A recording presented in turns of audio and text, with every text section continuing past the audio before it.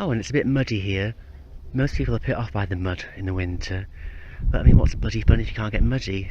So, here we go. Oh, it's a bit boggy, but it's beautiful. Look at the scenery over there. And that's where I'm heading.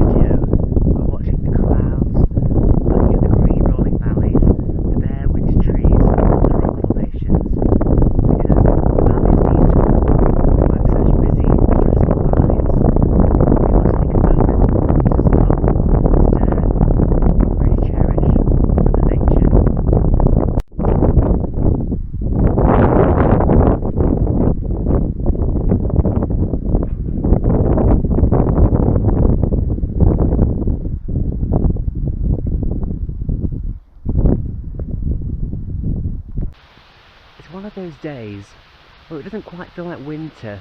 We've got no wind, with the sun out, and it's actually quite warm, like early spring.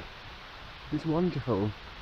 It's days like today, where spring feels like it's not so far away, whereas there's days where it's icy and cold, and spring does seem far away.